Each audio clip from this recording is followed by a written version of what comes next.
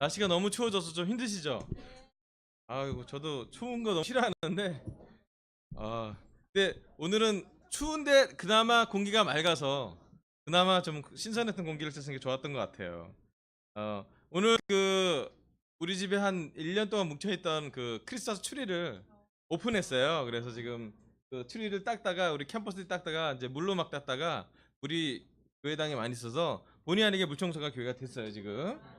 그래서 이번 주일날 예배 끝나고 우리 청년부랑 또 캠퍼스 많이 위주로 해서 성탄절 준비 우리 교회가 좀 이렇게 예수님 올 준비를 할 수 있도록 데코 준비를 하려고 합니다. 여러분이 많이 참여하시면 좋겠습니다. 여러분 건강하세요? 괜찮으세요 몸? 예.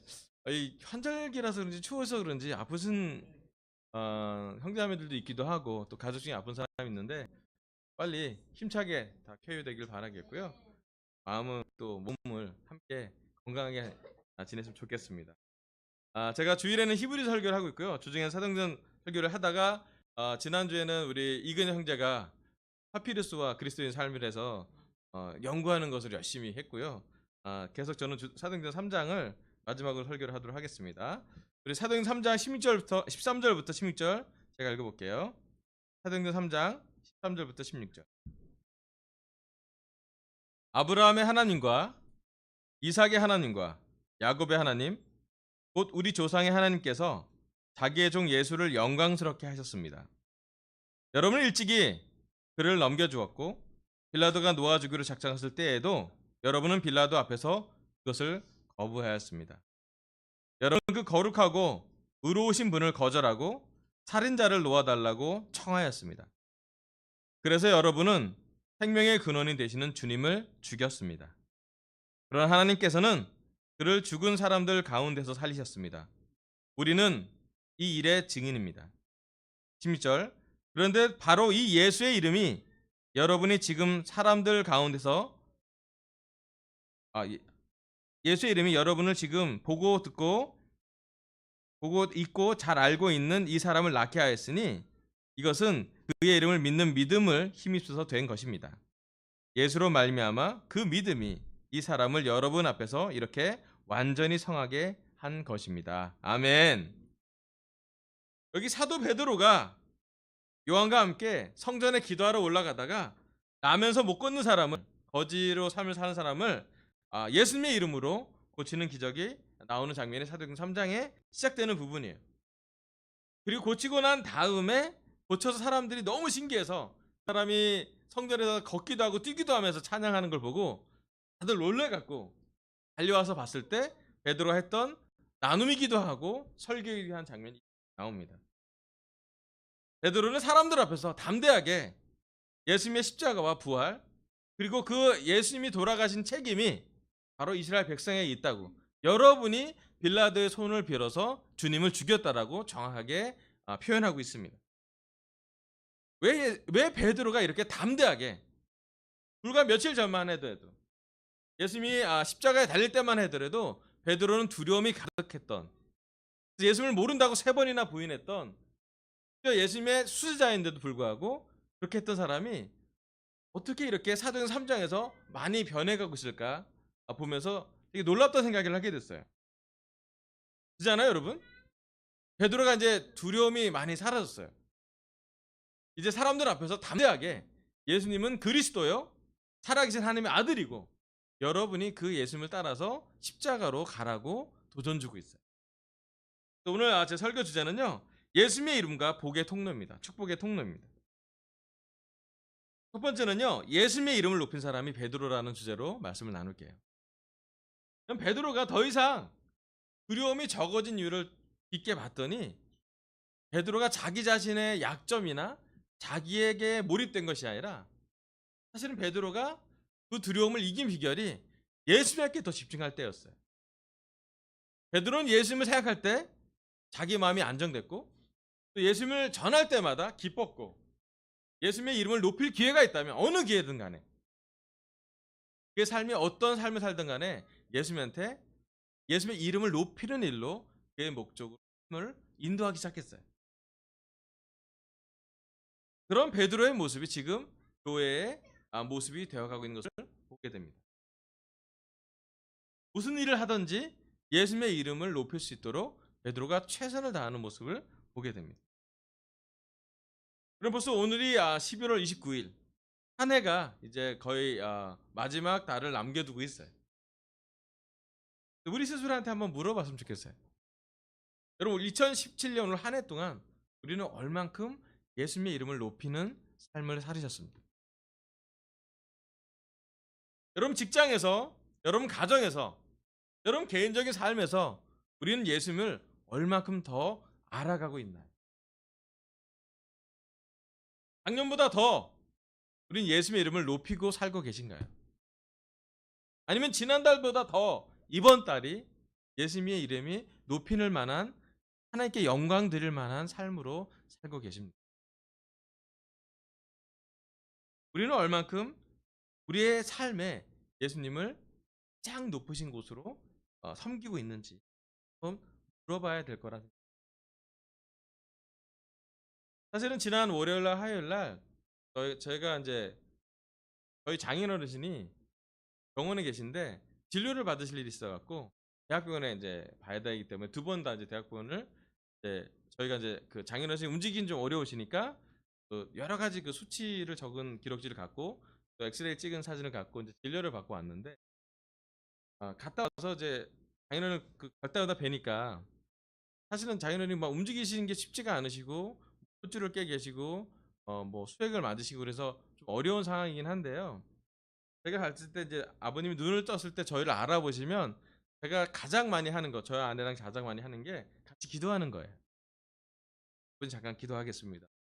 그리고 아버님이 정신이 있냐 없냐를 확인하는 게 아버님이 아멘 하냐고 반응하는 걸 보고 건강하신지 아닌지 확인을 하는데 늘 감사하게도 아버님이 저희를 알아보시고 저희가 기도할 때 아멘이라고 대답하시고 또 저희 아버님이 천국에 가셔야 될 것을 마음으로 준비하고 있어요. 근데 생각을 해봤어요. 과연 우리 삶에서 우리가 움직이는 동안, 우리가 건강한 동안 우리는 얼만큼 예수님을 높이는 삶을 살고 그런 생각을 자꾸 하게 돼요. 우리가 마지막에 내가 뭐 짐승은 죽어서 가족을 남긴다 그러고 사람은 죽어서 이름을 남긴다고 했는데 나는 내 이름을 남기고 싶은지 아니면 내 삶에 가장 중요한 예수님을 더 많이 아내랑도 기도하면서 한 해가 저물기 때문에 더 그런 생각을 하는지도 모르겠는데요.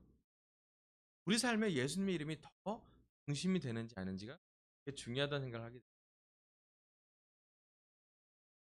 그럼 사도 베드로가 진정으로 교회 인도자가 되는 과정에서 가장 큰 두려움과 맞서서 이겼을 때는 베드로 자신이 아니었어요.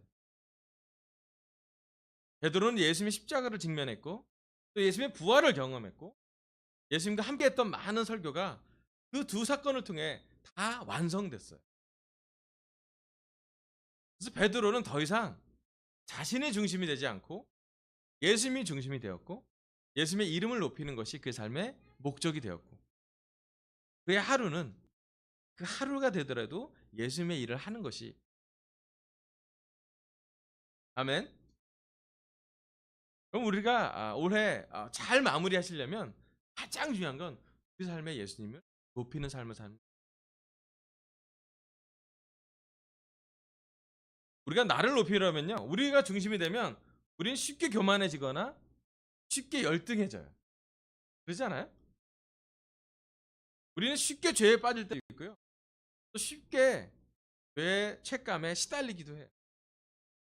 우리는 쉽게 우리 약점을 볼 때가 있고요 우리는 쉽게 우리가 가진 것이 적다라고 느낄 때 그런데 사실은 2017년 올 한 해는 하나님이 가장 중요하게 보시는 것은 뭐냐면 우리 마음에 얼만큼 예수님을 높이고 있냐는 거예요. 우리에게 몰입되는 순간 우리는 두려워지고 불안해지는데 예수님에게 몰입되는 순간 우리는 가벼워지고 괴로워져요. 그리고 우리는 예수님을 높이는 삶이 기쁜 삶이 돼요. 때로는 우리한테 여러 가지 유혹이 들어요. 또 많은 재정적인 상황, 좀 더 건강한 삶, 좀 더 여유로운 시간, 좀 더 자유롭게 되면 더 예수님을 높일 수 있지 않을까. 그런 유혹을 받기도 하죠. 그죠? 사실은 진실은 지금 있는 그 상태에서 우리 있는 그대로 예수님을 높이는 것이 가장 하나님을 높이게 하는 방법. 그리고 예수님을 높이는 것이 하나님이 가장 기쁘게 되는, 하나님을 가장 기쁘게 하는 것은 예수님을 높이는 삶이라고 저는 감히 말씀드리고 싶습니다. 왜냐하면 예수님이 중심되는 삶에 우리는 하나님의 창조의 목적에 맞게 살게 되기 때문입니다.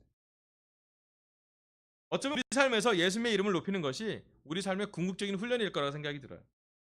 나를 높이는 것이 아니라 예수님을 높이는 것. 예수님의 이름이 어떤 일에도 쓰여질 거라는 것은 믿음이 우리로 하여금 영적으로 믿음으로 보호해 줄 거라 생각합니다. 베드로는 이렇게 얘기합니다. 그런데 바로 이 예수의 이름이 여러분이 지금 보고 있고 잘 알고 있는 이 사람을 낫게 하였으니 이것은 그의 이름을 믿는 믿음을 힘입어서 된 것입니다. 예수로 말미암은 그 믿음이 이 사람을 여러분 앞에서 이렇게 완전히 성하게 한 것입니다라고 베드로가 얘기를 해요. 베드로는 약한데 은과금은 없는데 그가 주었던 것은 예수님의 이름을 높이는 것을 주었다라는 것이에요. 우리도 올 한 해를 정리하면서 이 결정을 했으면 좋겠어요. 나를 높이지 말고 예수님을 높이자. 내 이름을 남기지 말고 예수님의 이름을 남기자고, 내 가정에 예수님을 중심으로 두자고 결정하면 좋겠습니다. 아멘. 그 다음에 사도행전 3장 25절 26절 마지막 구절을 좀 하겠습니다. 사도행전 3장 25절 26절. 여러분은 예언자들의 자손이며 하나님께서 여러분의 조상들과 맺은 언약의 자손입니다. 하나님께서 아브라함에게 너의 자손으로 말미암아 땅의 모든 족속이 복을 받을 것이다 하고 말씀하셨습니다. 하나님께서 여러분 한 사람 한 사람을 악에서 돌아서게 하셔서 여러분에게 복을 내려 주시려고 먼저 자기의 종을 일으켜 세우시고 그를 여러분에게 보내셨습니다. 아멘. 베드로는 사도행전 3장 마지막 부분에 아브라함을 다시 언급합니다. 하나님께서 아브라함 자손 중에 땅 위의 모든 족속이 복을 받을 자손이 있을 거라고 얘기를 했어요. 그죠? 이게 누구예요, 여러분?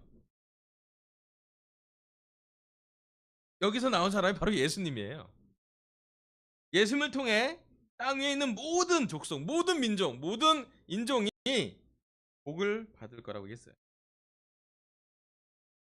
그리고 하나님께서 여러분 한 사람 한 사람을 악에서 돌아서게 하셔서 여러분에게 복을 내려주시려고 먼저 자기의 종을 일으켜 세우시고 그를 여러분에게 보내셨다고 그래요.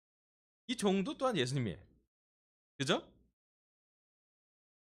근데 제가 이 말씀을 보고 가장 많이 느낀 건 뭐냐면 창세기에 나온 아브라함과 지금 신약에 나온 예수님과 가장 큰 연결이 뭐냐면 믿음으로 연결된다는 거예요. 그리고 축복의 통로가 된다는 거예요. 오늘 설교 두 번째 포인트는요. 축복의 통로를 이해한 베드로입니다.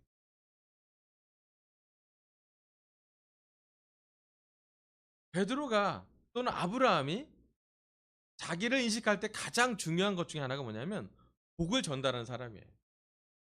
축복의 통로가 됐다라는 거예요. 그리고 중요한 건 부족하지만 예수님이 복의 근원이기 때문에 예수님의 제자인 우리가 지금 또 축복의 통로가 되죠. 아멘. 여러분이 축복의 통로인 거를 여러분 인식하고 계세요?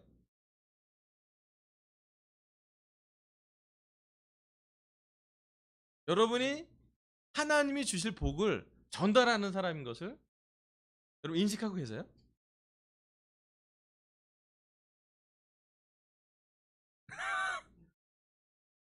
요즘 통로에 가장 중요한 게 뭐예요?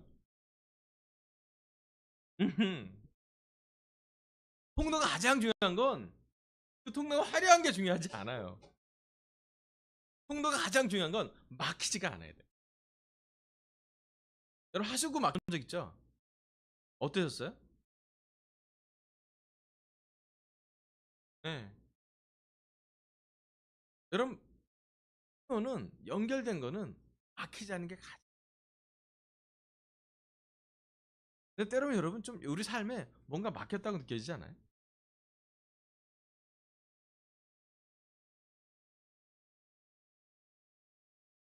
하나님은 분명히 예수님의 십자가를 통해서 부활을 통해서 부활을 받던 제자들은 축복이 통하는 걸 이해하고 어디로 가든지 핍박을 받아서 흩어지는 상황이지 사도행전에서 나오는데 그래도 그들은 어느 지역에 가든지 외국에 가서도 예수님을 전했어요. 제자들이 모인 곳마다 제자들의 공동체가 생겼고 그 공동체는 교회로서 기능하고 좋은 일로만 교회가 성장한 것이 아니라 핍박을 통해서도 교회는 성장하게. 그 모든 상황에서 그들이 성장하게 된 것은 그들의 확신 중에 하나. 하나님과 예수님과 연결된 축복의 통로라는 확신이 있었어요. 제가 요즘에 한 달 정도 주중에 연세대를 가는데 대학생을 가잖아요. 가면 되게 재밌어요. 그 전철역부터 연대 그까지 또 연대 그 안에 들어가면 강의실까지 한 방향으로만 다 가요. 오전에는 다 산을 오르듯이 친구들이 이제 강의장으로 막 가요. 그리고 되게 빨리 걸어요. 막 추우니까 또 막 빨리 걸어요. 근데 그걸 딱 보면서 이런 게 생각났어요. 요즘 연대 친구들의 고민은 뭘까? 만나서 삼삼오오 그래 좀 물어보면 다 열에 열은 다 무슨 고민이냐면 진로 걱정이에요. 다 진로 걱정이에요. 그리고 뭐 이렇게 서역 공부한다고 앉았으면 얘기를 하면은 그 친구들이 다 고민이 뭐냐면 진로, 여자친구, 군대 뭐 이렇게 나와요. 이렇게 남자들이 이렇게 이런 리스트가 나오는데 제가 느낀 게 세상은 마치 그 연세대에 가는 등극들처럼 앞만 보고 가게끔 우리를 훈련한다는 거예요.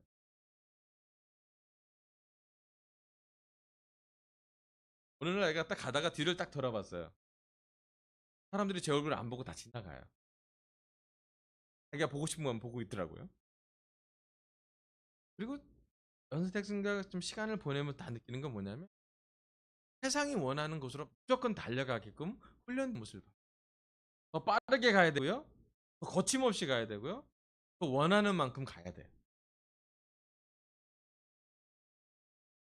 그런데 생각해보면 이렇게 가는 친구 중에 자기 자신을 보는 사람은 몇,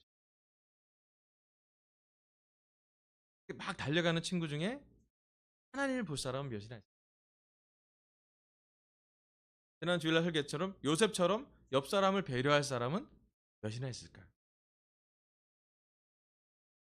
라고 생각에 좀 요즘 날씨가 너무 추워지는데 추울수록 우리는 따스한 것을 그리워하게 됩니다. 그렇지 않아요? 어두울수록 우리는 밝은 것을 원하게 돼요.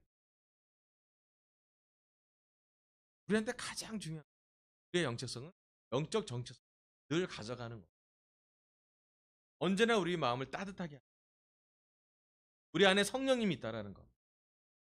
또 우리 안에 있는 그 영이 그 축복의 영이 우리 자신은 약점이 있을지라도 우리가 심지어 죄를 짓는 한이 있더라도 우리가 하나님과 예수님과 연결만 된다면 그 축복의 통로를 통해서 하나님이 많은 일을 할 수 있다.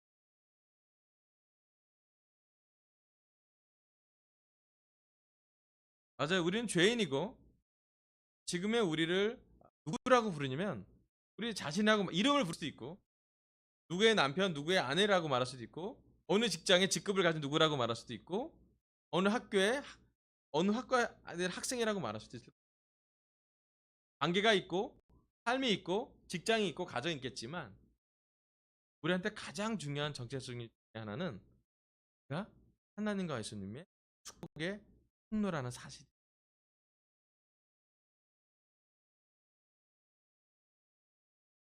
여러분 통로가 열려야 축복이 온대요. 통로의 가장 중요한 역할은 열려 있는 막히지 않는 상태를 여러분 우리가 한번 스스로 한번 확인해 봤으면 좋을 거예요. 예수님의 제자로서 우리는 얼마큼 열려 있는지. 하나님께도 열려 있고 잃어버린 사람에도 열려 있을 때 우리 상태는 건강한 상태라 생각. 때로는 우리가 우리 삶에 여러 가지가 많은 게 끼려고 노력하는 것 같아요. 마치 관이 막히려고 막 끼듯이 우리의 생각도 많이 끼고 우리의 걱정도 많이 끼고 우리의 불안함도 많이 끼고 우리가 해야 될 많은 일들이 우리 앞을 가리고 우리가 살아야 될 여러 가지 책임감, 가족이라면 그 가정의 여러 가지 책임감이 우리를 억누를 때도 많은 것 같아요. 그 무게감이 작지 않은 걸 저도 느껴요. 그런데 그 모든 것을 다 끼면서도 우리가 한 가지 집중해야 될 것은 뭐냐면 우리가 알고 있는 하나님과 예수님이 우리 안에서 얼만큼 힘있게 역사하는지 보는. 그럼 2017년은 하나님이 강서센터에 연결통로를 하나 만들었어요. 아멘. 잠실만 온 게 아니라 잠실과 명동과 여기 영등포 강서 지역에도 하나님이 예배를 드리겠어요. 아멘. 저는 기뻐요. 강서에 와서 또 이사를 와서 복음을 전하게 되는 것이 얼마나 큰 특권인지 몰라요. 기도를 하다 보면 늘 생각이 돼요. 왜 우리 어제도 우리 아내랑 애리랑 얘기했는데 왜 우리가 여기 이사를 왔는지 목적이 명확해져야 되잖아요. 그죠? 우리 여기서 뭘 해야 되는지 여러 가지가 있지만 우리 안에 중요한 건 원하는 복을 전하는 사람이에요. 많이 받았기 때문에 많이 주고 싶다고. 거저 받았기 때문에 또 드리는 거예요. 그렇지 않나요? 여러분 하나를 돌아보면서 감사한 걸 많이 적어보세요. 여러분 마음에 불안과 불평과 어려움이 있다면 반대로 감사한 걸 많이 많이 적어보세요. 언제까지 적어보냐면 불평이 끝날 때까지 적어보세요. 여러분이 축복의 통로인 걸 알게 될 거예요. 여러분 기도할 때 감사 기도를 많이 해보세요. 그보다 여러분이 하나님께 축복받은 사람임을 알게 될 거예요. 저는 개인적으로 올 한 해 감사할 게 너무 많다는 생각을 하게 됐어요. 그리고 제가 부족하지만 복음을 매번 주중 예배나 주일 예배를 전하는 것도 너무 큰 특권이라는 생각을 하게 됐어요. 또 저와 제 아내랑 저희 에리가 이 강서 지역에 오면서 여러분과 새롭게 관계를 뚫어가는 모습이 서로 알아가고 친해지고 좀 더 기도하게 되고 연결되는 것이 너무 기뻐요. 그리고 알면 알수록 여러분은 아름다우시고 놀라우신 분들이라 생각하게 돼요. 또 알면 알수록 우리 강서가 하나님이 세워진 미션 안에 세워진 곳이라고 더 느껴요. 여러분 우리가 다시 한번 우리가 축복의 힘을 기억하면 좋아요. 그래서 우리 마음이 따뜻하기 때문에 누군가가 따뜻함을 필요할 때 전해줄 수 있으면 저는 하나님한테 받을 것이 많다라고 생각하니까 기쁠 때가 많아요. 그러니까 진짜 돈이 많아서가 아니라 제가 진짜 뭔가 학식이 많아서가 아니라 경험이 많아서가 아니라 하나님이 함께 있기 때문에 많은 것을 받았다고 생각이 너무 많아요. 그것이 바로 저에게 안정감을 줘요. 많은 경우 내가 갖고 있는 소유의 안정감을 받는 사람도 많고 내가 갖고 있는 지식의 안정감을 받는 사람도 많고 내가 갖고 있는 관계의 안정감을 받는 사람도 많은데 우리의 안정감이 그쵸. 우리가 복을 전해줄 때 그 복을 전달하는 통로로 하는 그 핵심이 어디에 있는지 우리 안에 있는 성령님, 우리 안에 있는 하나님, 우리 안에 있는 예수님이 구해줄 거라는 믿음이에요. 아멘. 여러분 부탁드리고 싶어요. 여러분 복의 통로가 되기를 다시 한번 결정하고 깨닫기를 바래요. 복의 통로가 된다는 건 대단히 놀라운 경험이에요. 부족하지만 여러분 우리 주위의 사람들이 우리 때문에 하나님의 구원에 참여하게 있을 거예요. 부족하지만 이번 12월에 우리를 통해 누군가가 복음을 듣게 될 거예요. 부족하지만 우리가 나누는 사역 공부가 그 사람에게는 인생의 전환점이 될 거예요. 때로는 완벽하지 않아도 우리가 나누는 큐티 하나가 우리 중에 약한 형제자매를 돕게 될 거예요. 아멘. 여러분 축복의 통로를 이해한 베드로처럼 우리 또한 우리가 축복의 통로임을 깨달으면 좋겠습니다. 아멘. 설교를 마칠게요. 아멘. 여러분이 그렇게 원하는 짧은 설교 한번 해봤어요? 야 진짜 좋아해.